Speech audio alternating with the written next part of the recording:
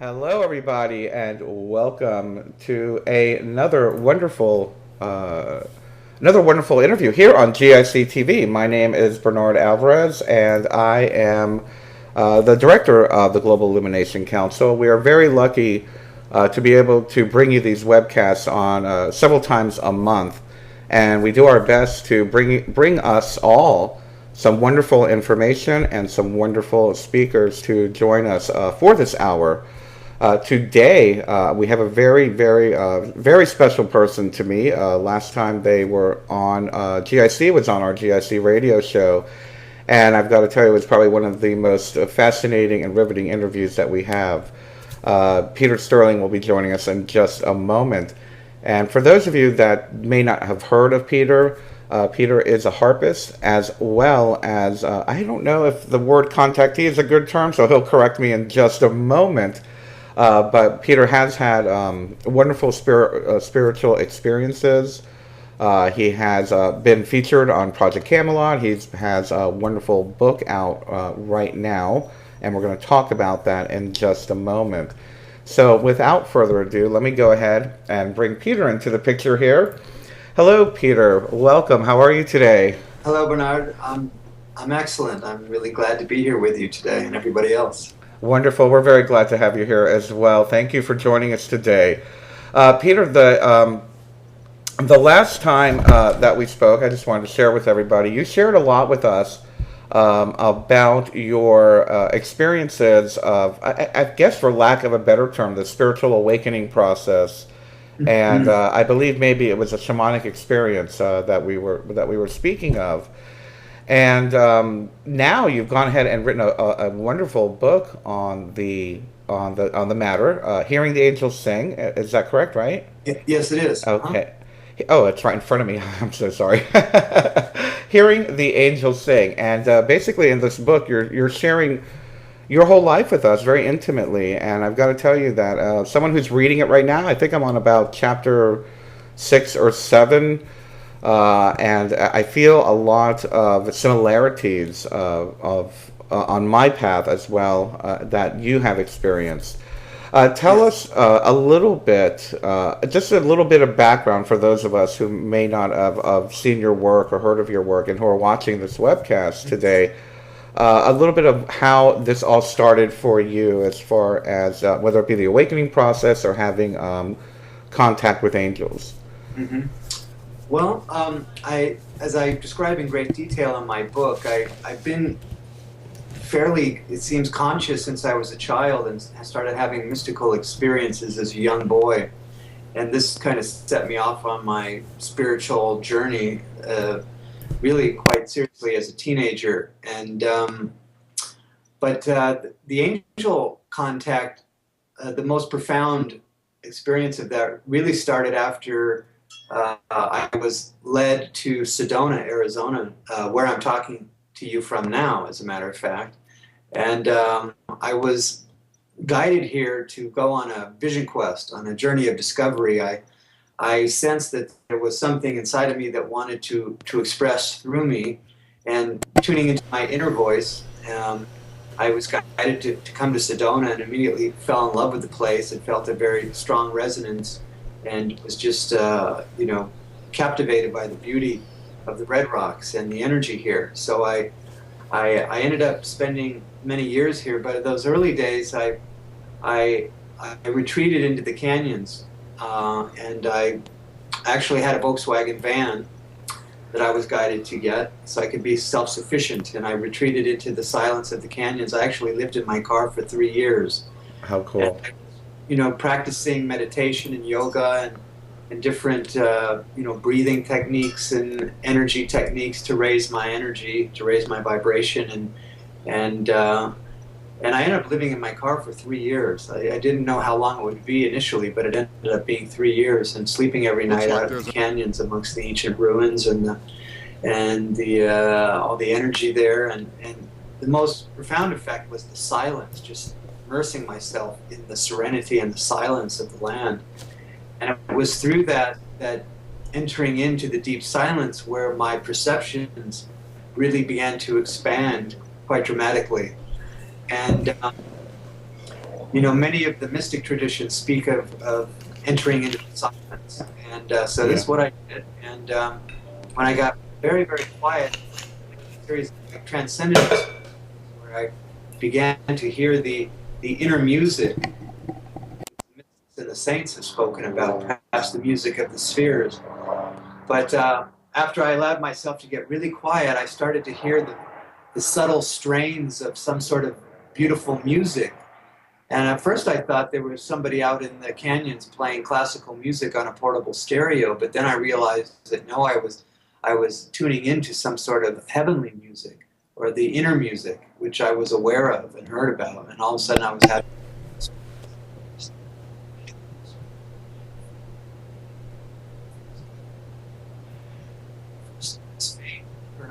I really tuned into it.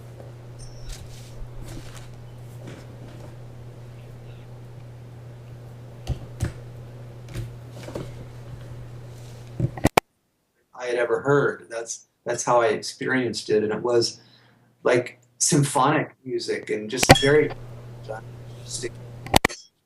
It was so lush and layered, and the harmonies were so sublime, really, that it and the vibrations were so pure and so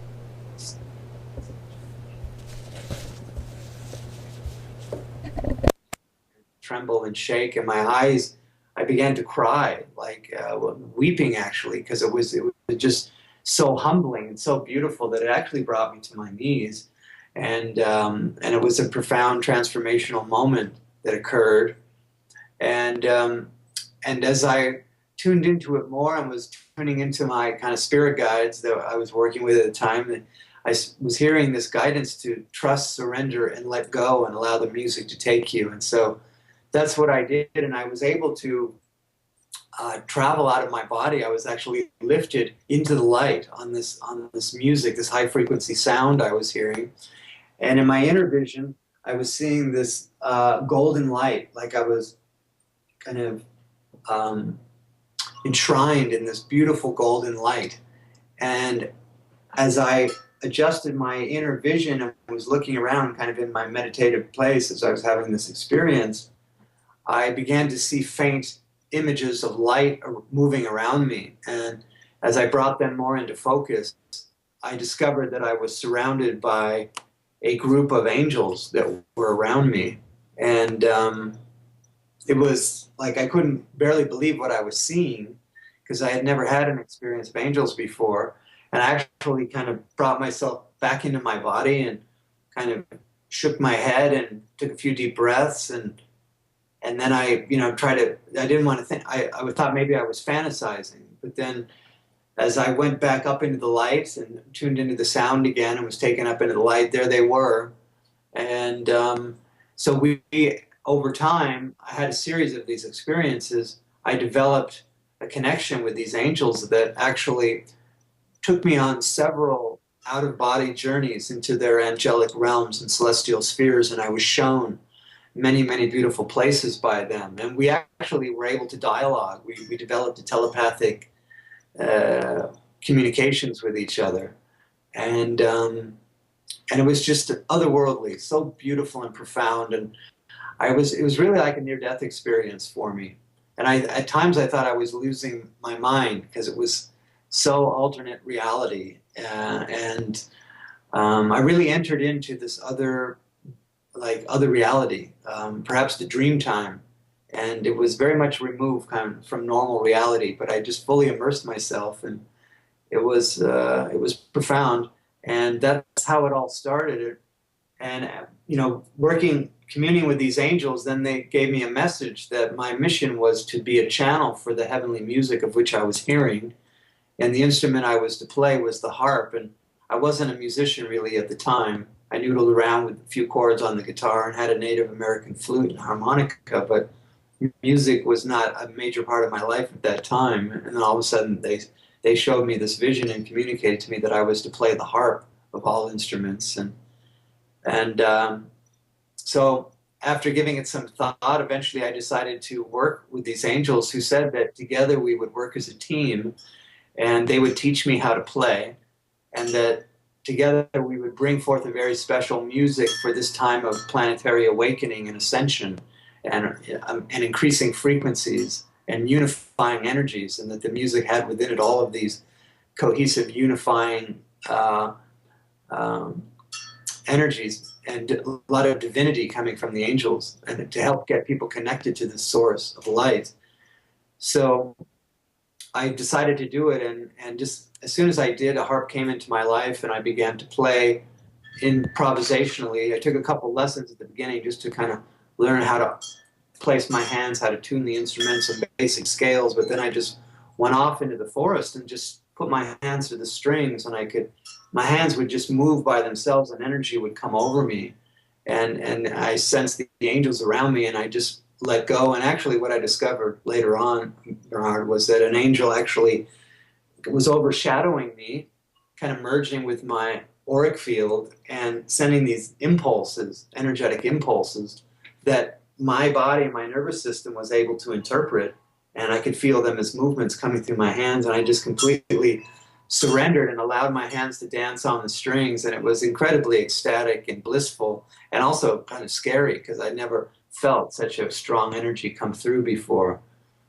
But this is how it started, and how they taught me how to play. And 10 months later, working directly with the angels, we made my first recording, or our first recording, called Harp Magic, after only 10 months of playing, and that ended up getting discovered by an independent record label and got worldwide international distribution, and was nominated for a national award here in the United States the year it came out. And this was all some things that the angels told me was going to happen.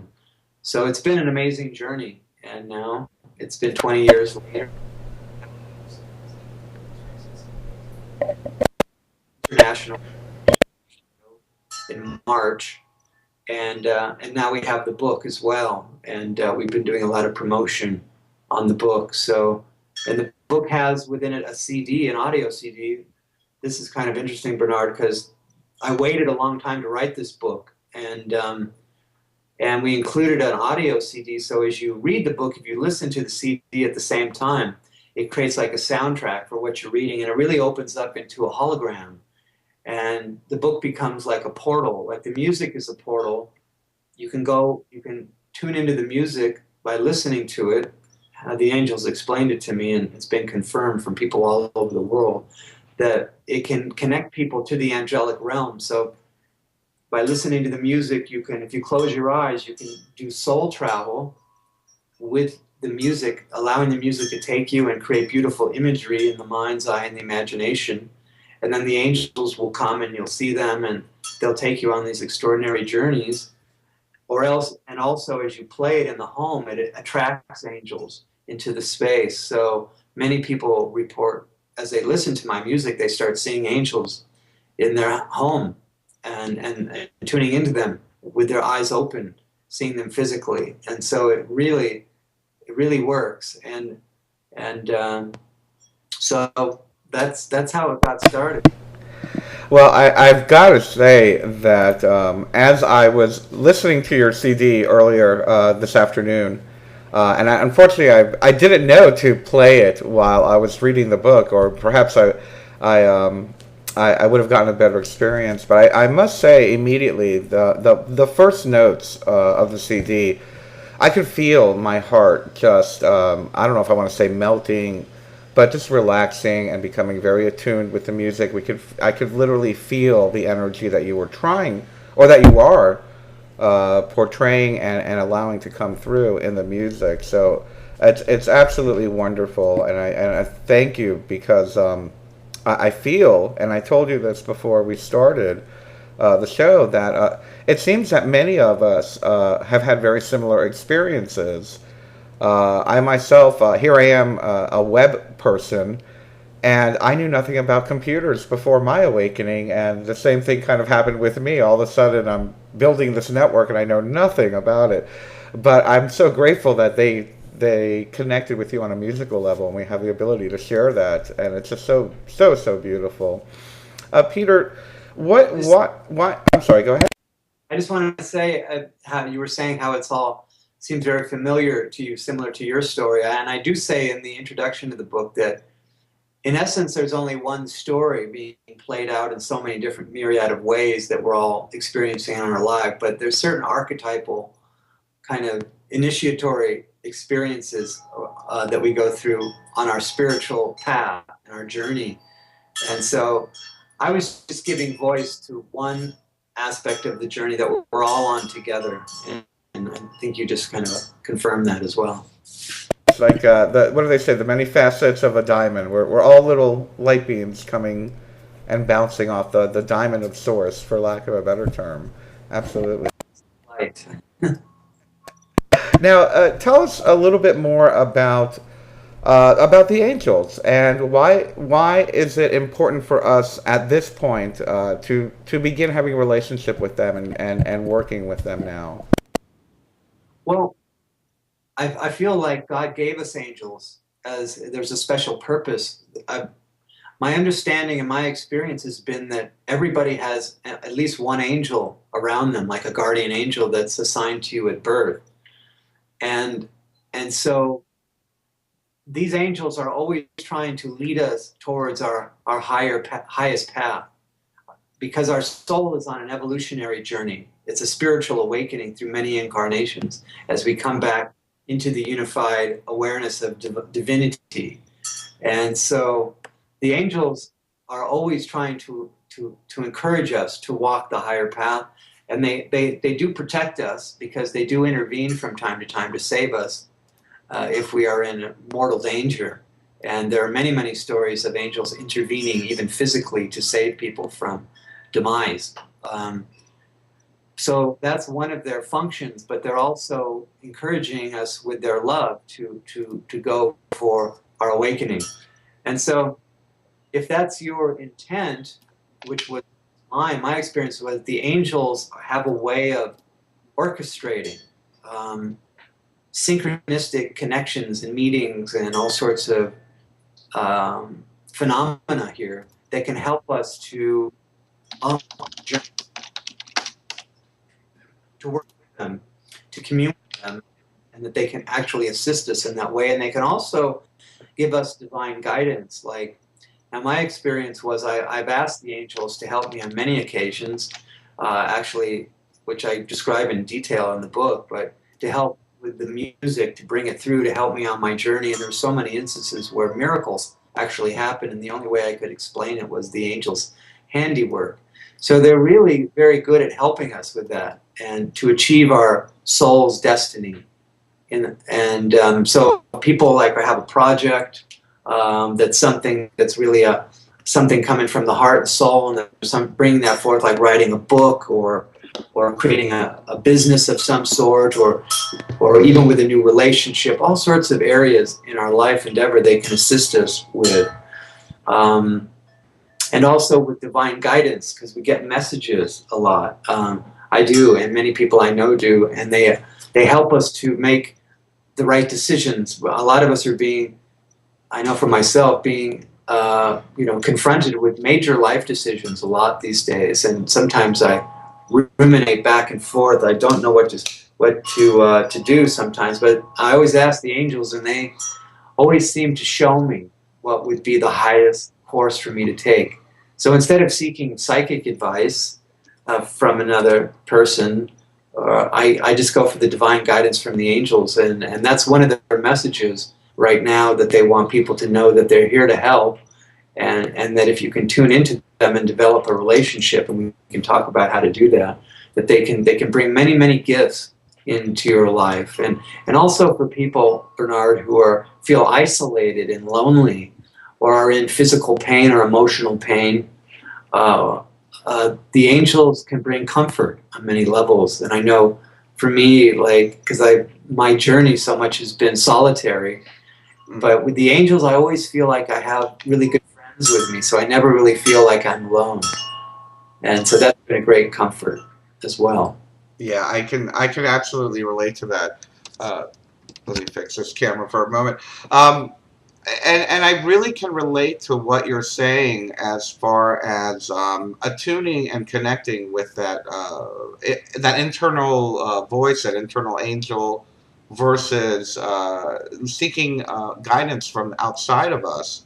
And that's one of the messages that I feel is very important, that we all I know I'm getting that message, that it's important for me to help people to align with that inner intuition, that higher self, the voice of source, the voice of the angels.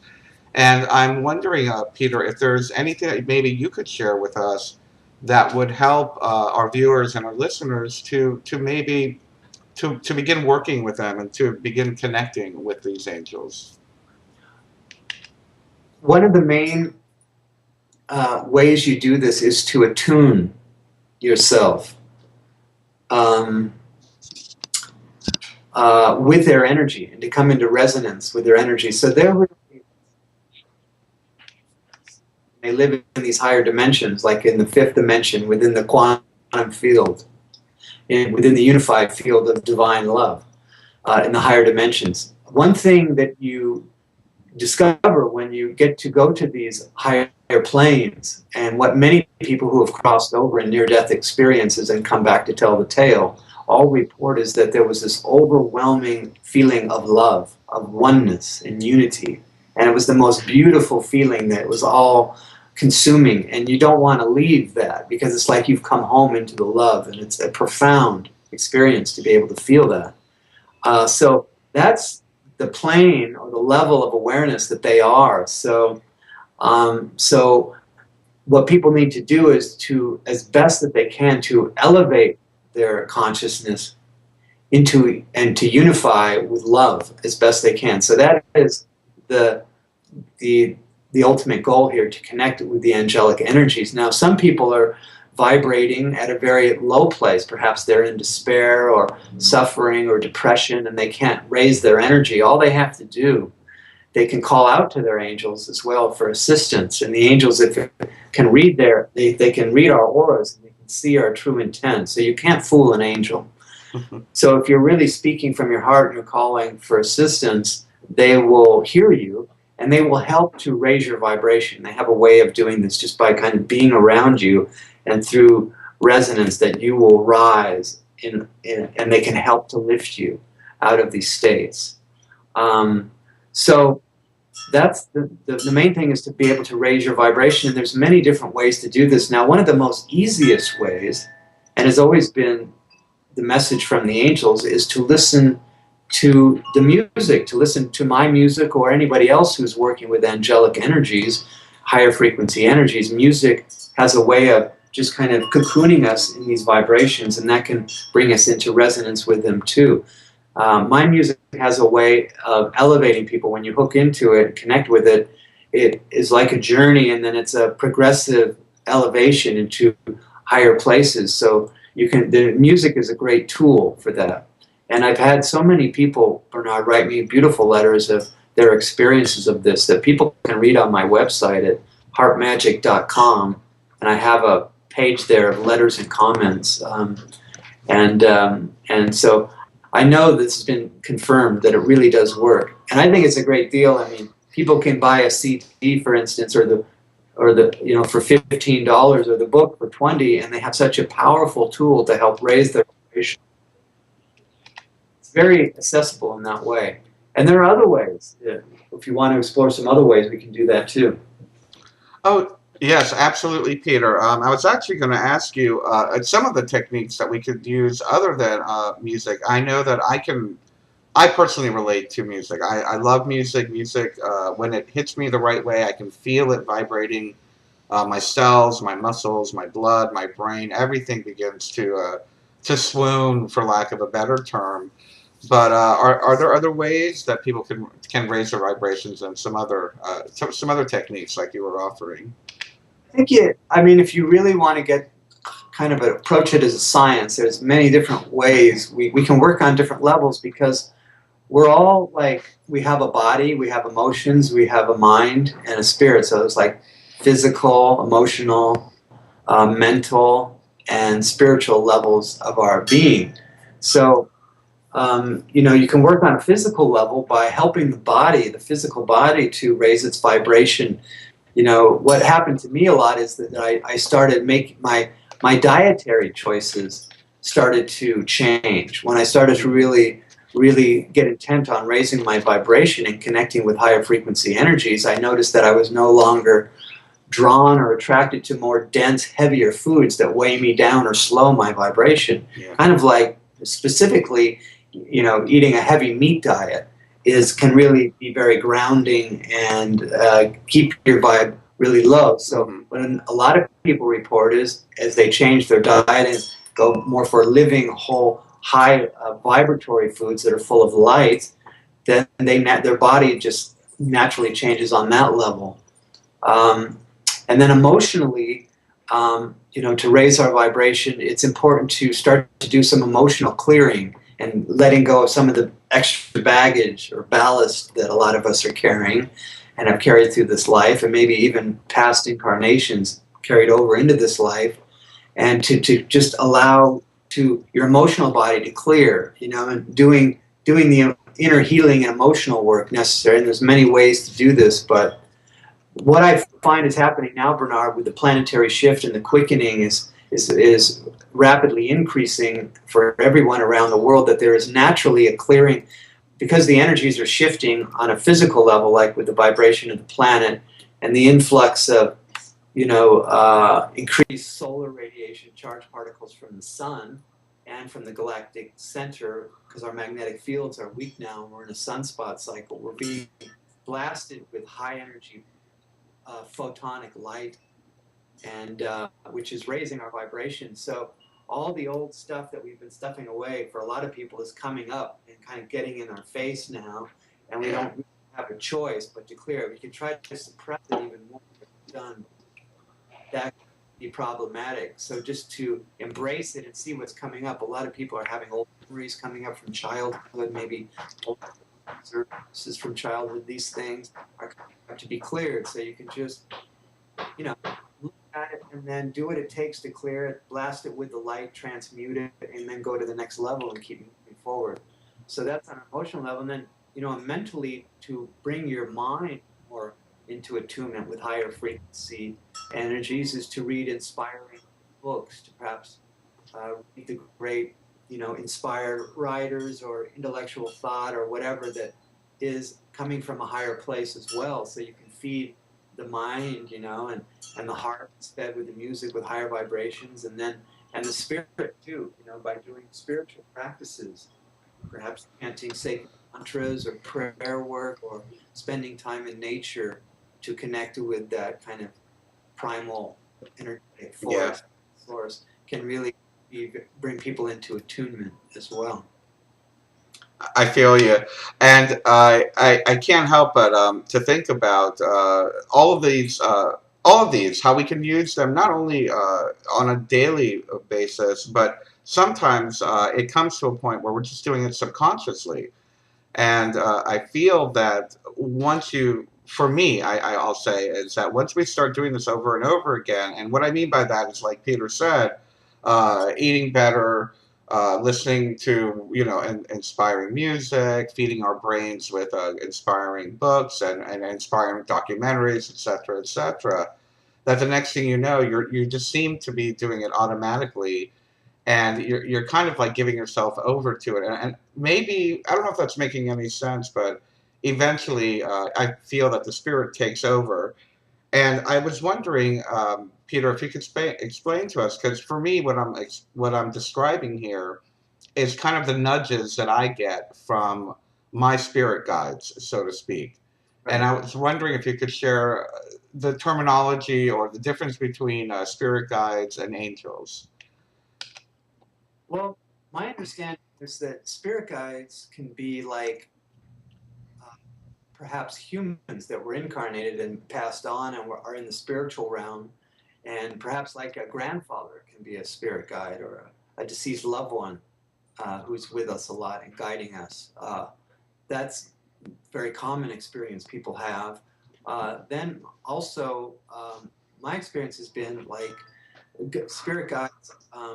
For instance, if I'm working on a writing project, I can call forth a spirit guide in writing and grant those times, so they can kind of help guide me from the other side.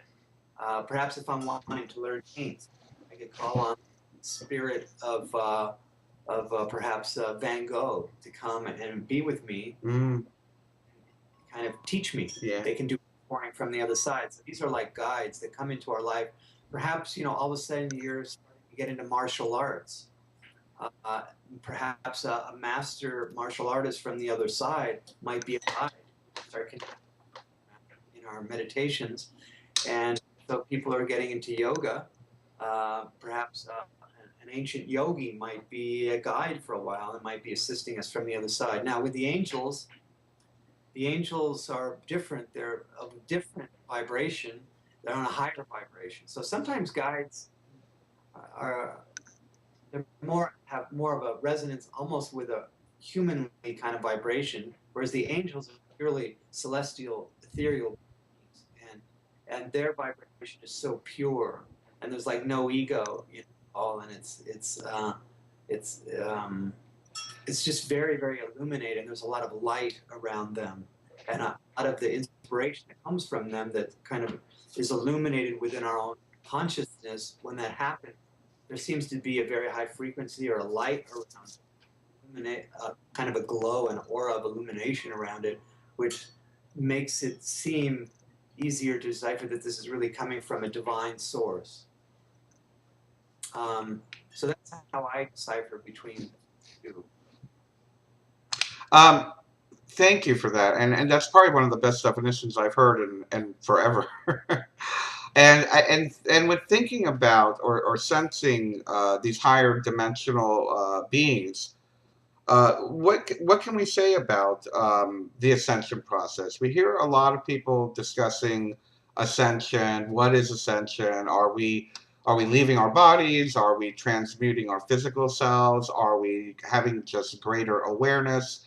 Everyone seems to have a very distinct or sometimes conflicting definition of ascension. And I was hoping maybe you could share with us your understanding of what ascension means. Well, the concept of ascension is something that I've been looking at for at least 25 years. And when the angels came to me and brought the music to me, their message to me was that the music had within it ascension frequencies, that it was here to help and assist with the ascension. So basically, ascension means raising the energy, going to a higher level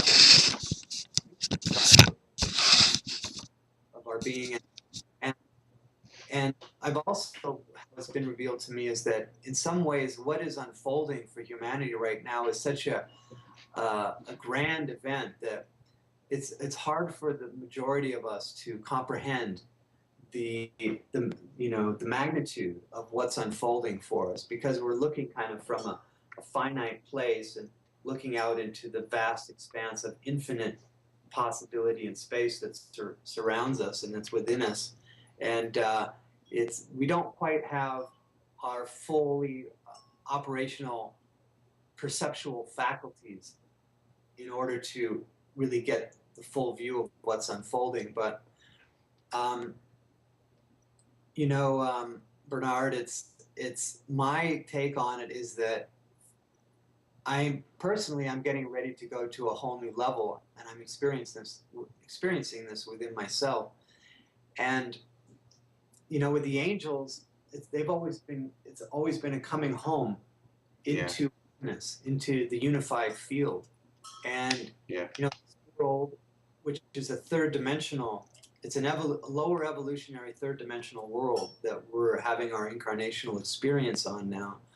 That there could be a chance to fully graduate from this world. Now, some people think that perhaps there will be a mass awakening on the planet, and humanity as we know it will change kind of in a blink of an eye, and we'll have an enlightened culture here on Earth, and that all the world governments will perhaps surrender their weapons and open their borders, and will become one global family, assisting, and there'll be no war anymore, no poverty, no disease, anything like this will be transcended.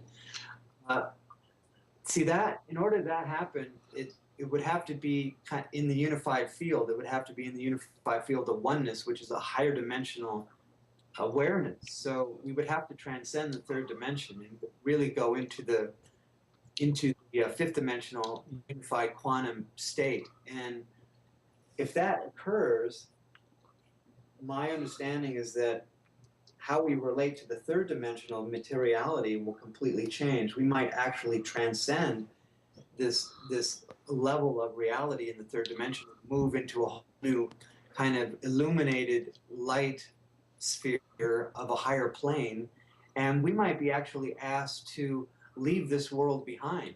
You know, most of the spiritual traditions and religious traditions tell us that this world is nothing but an illusion. It's illusory and it's transitory, and that it's not really our true home. Our true home is in the light, it's in the heavenly realms, and that we're here for a period of time for perhaps to work out our karma or to learn our soul's growth and evolution to play out in a lower evolutionary world. But many of us are really longing to go home into the unified field of love. And I don't personally feel that that necessarily means that it has to be only on this planet. I feel that we look at what's happening, you know, with the unfolding of galactic consciousness and with the UFOs and the extraterrestrials who are, you know, quite obviously interacting with humanity and making their presence known through the crop circles and other global phenomena, strange light phenomenon sightings of ships and UFOs that, which are, the frequency is increasing. Yeah. There is a great coming together again, that we're getting ready to go into this next kind of the quantum leap for humanity, where we will enter into galactic consciousness. Because once you get to those, into the unified field, then that's where all the higher evolutionary beings are existing, and will transcend the limitations of third dimension, enter into the unified field, and then perhaps we'll have, you know, all the gifts that come with that, perhaps like off-planet travel, time travel, bilocation, and we won't be necessarily bound to this planet by physical laws as we have been, because we'll be vibrating on every level in a new frequency. And that, you know, I always like to share with people that this is the time of the apocalypse, as spoken about in all the prophecies, and that literally translated means lifting of the veils. So there has been a veil in place that's keeping us separate from this quantum reality, but that is, it is thinning now rapidly and dissipating completely, and there's a joining together and unification coming, and it's happening now. So it's very exciting. I don't know if that answered your question or not.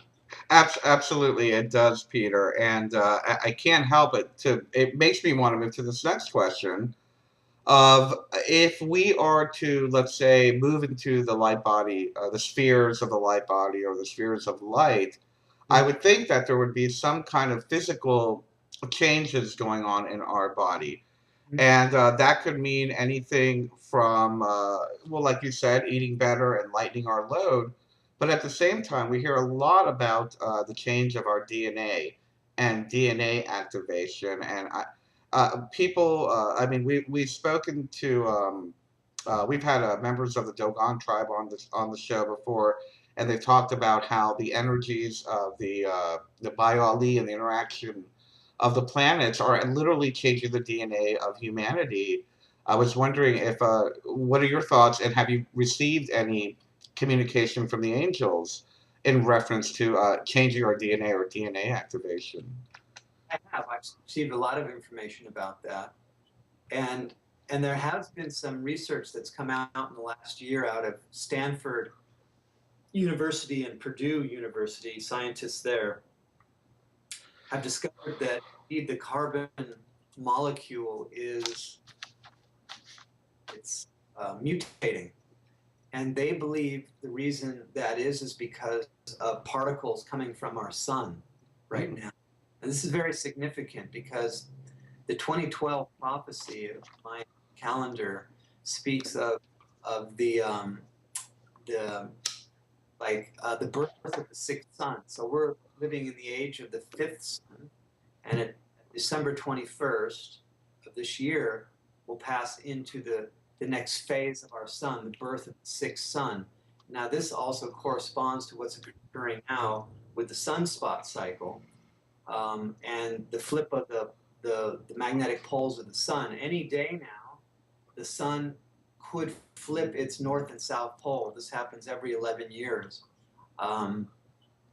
with the sunspot cycle. So, but what's significant about this time is now the majority of scientists around the world are in agreement that this potentially is going to be the most intense sunspot solar flare cycle we've seen in over 300 years of monitoring the sunspots, because of they track it and they're certain they figured out that they believe it's going to be a very significant year for the sun. Yeah. But in concert with this, the magnetic field of the planet is weak, and NASA has all sorts of research data about the weakening magnetic field. So we don't have the protection from the solar particles.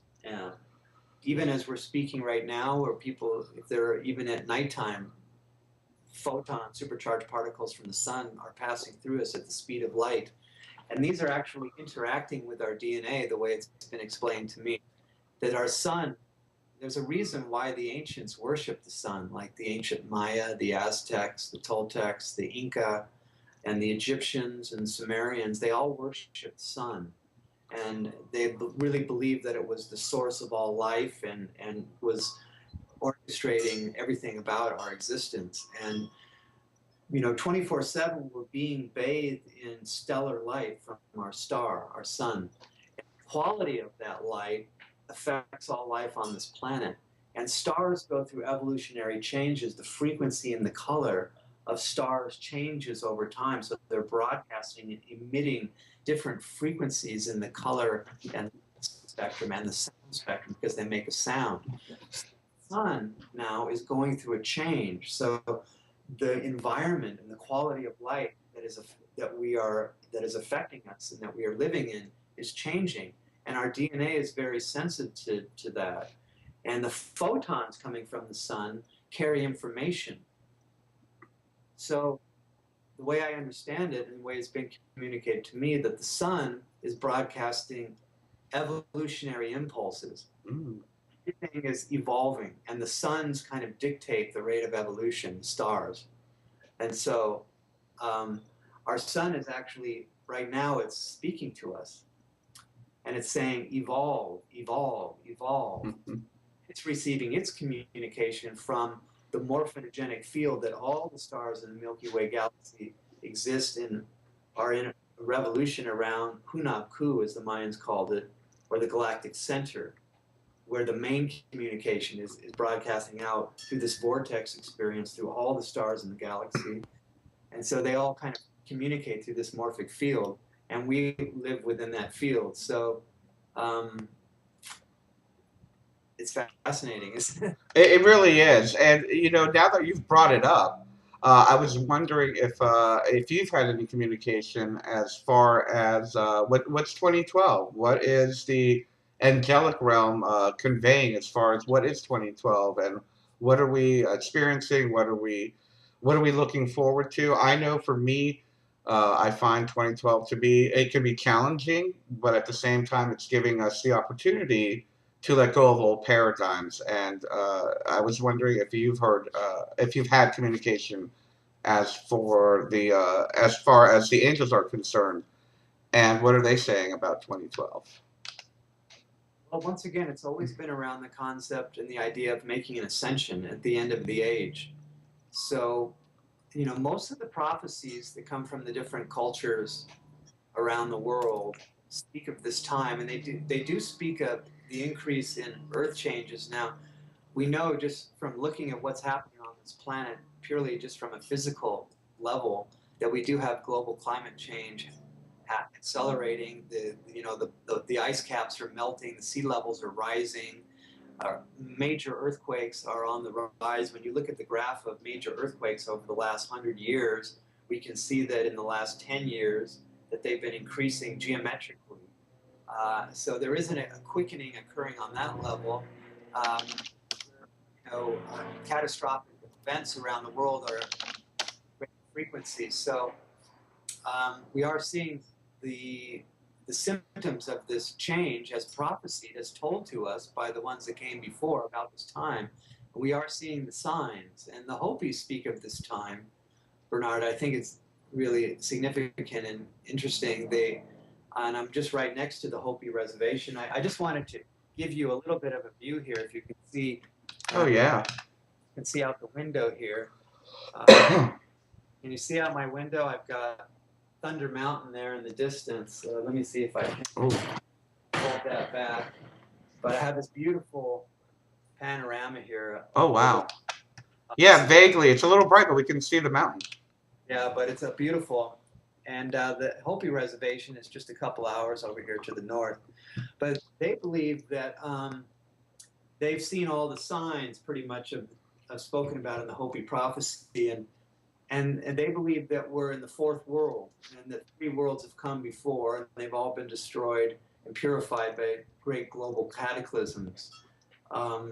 And that according to them, this will be purification by fire. The last was purification by water. Before that, I think it was ice or wind or different elements that affect the end of these different world ages. And they believe that this will be purification by fire at this time. Very interesting with what's going on with the sun.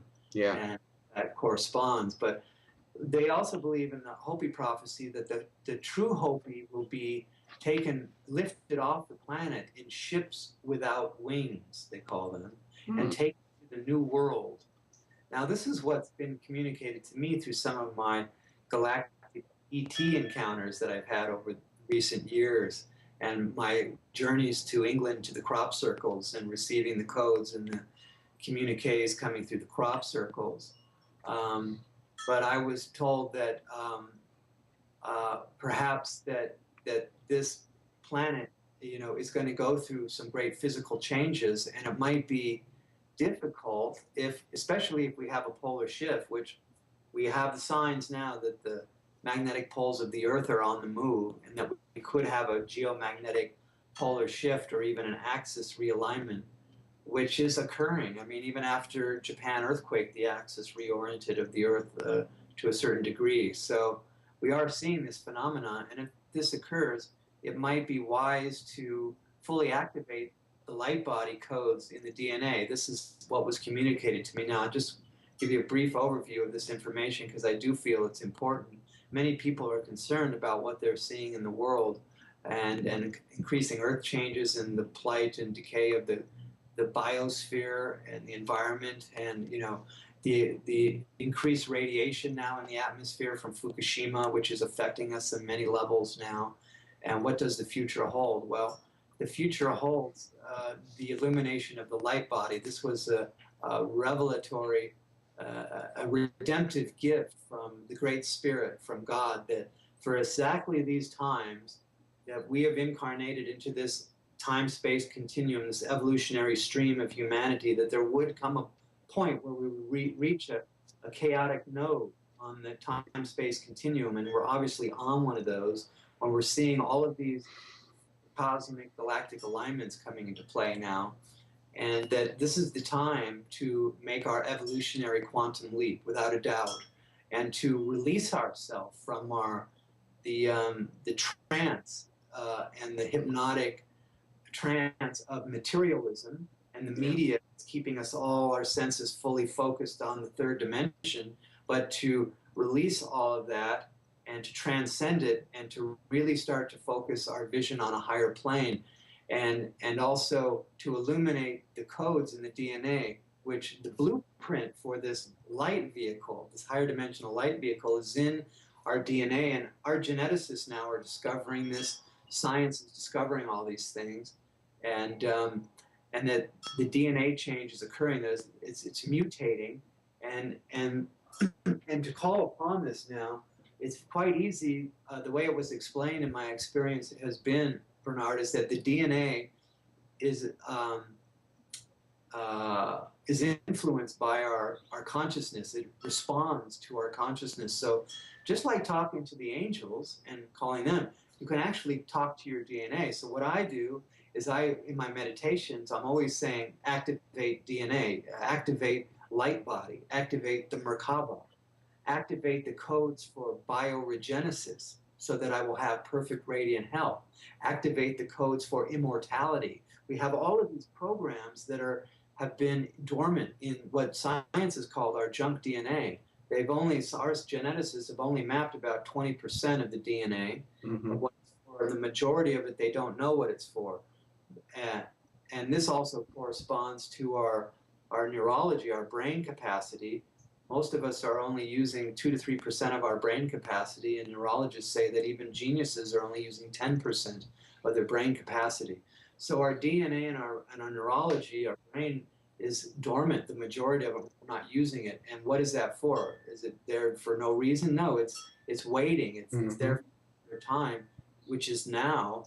And so we could plug into the hologram of the quantum field, the unified field of love, and enter into the fifth dimensional state of consciousness, which is holographic. So your perceptions, you're seeing 360, hearing 360, you have clairvoyance, clairaudience, clairsentience, and you're become a quantum human being, and you're transcending the limitations of the third dimension, which is dualistic thinking, keeping us bound into fear primarily here. But so it's to unify with the power of love and light, and tell your DNA and tell your cells and tell the codes to activate my fifth dimensional life.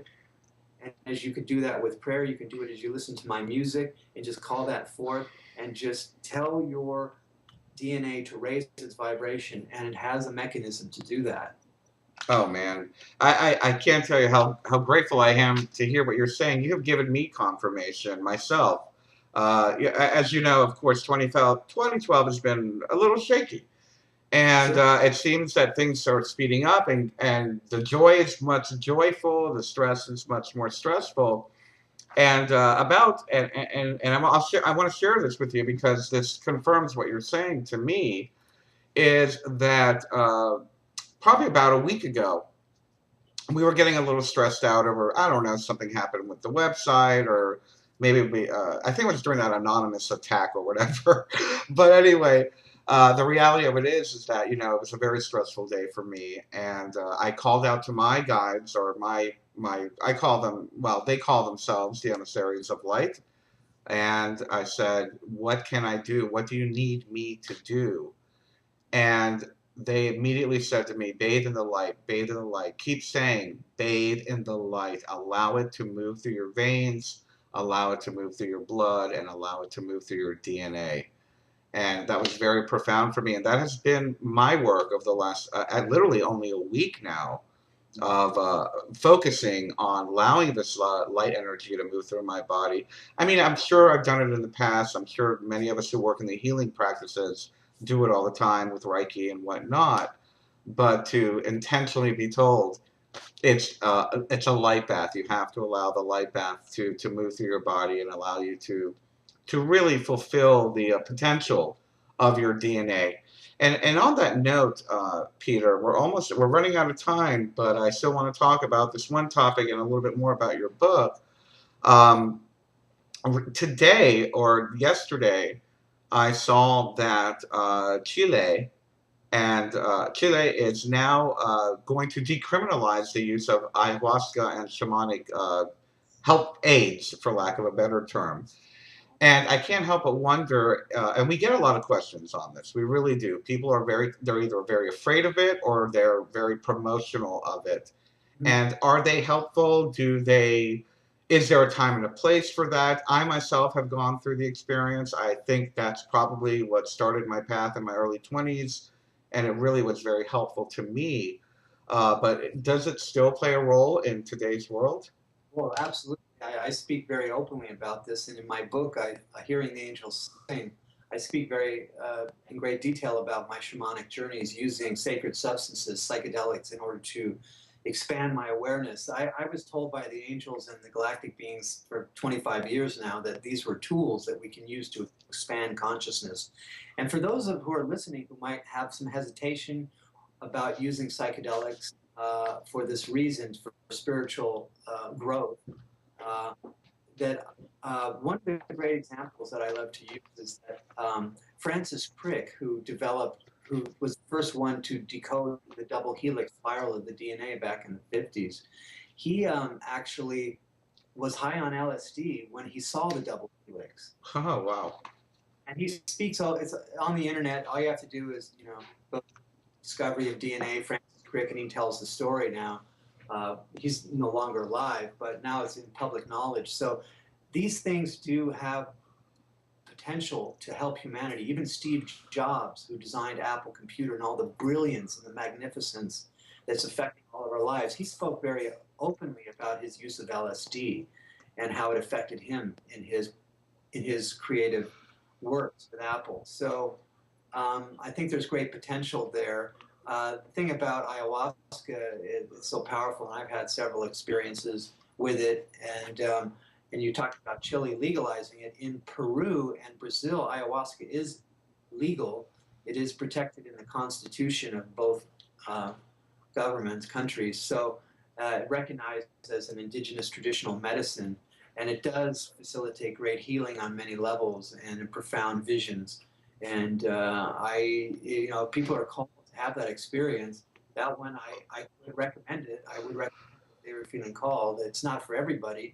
It can be rather intense because it can really purge the physical body and take you into places that you didn't want to look at in order to heal them. But most people I know who have done it, and I know many, speak very highly of it, and it was like a death and rebirth experience. Yeah. And that they feel cleansed, they feel renewed and empowered in many ways. So I'm all for the use of these things if they're done with the right intention. I think they can be very powerful. As a matter of fact, just yesterday I was watching a video of Deepak Chopra saying that he doesn't want to, encourage drug use, but he said that even he has had some experiences, and if you're going to do a work with a trained shaman or a guide who can really help you to make that journey. Yes, absolutely. And for those of you that don't know, the my book was written under the influence. Actually, it was channeled during my shamanic experience, and I gotta say that again, which is what Peter said, if it's done sacredly with the reverence that it deserves, and not used as a party or recreational tool or whatever for recreational purposes, I do find that it has been very helpful for many.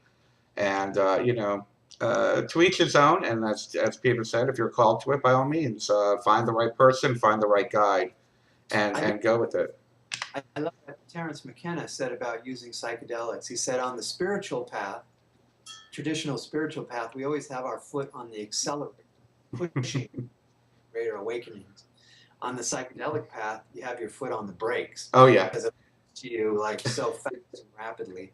And these things are just windows and doorways, and you can go through and you can gain great insight, and you bring it back and integrate it into your life, and it can be very, very helpful.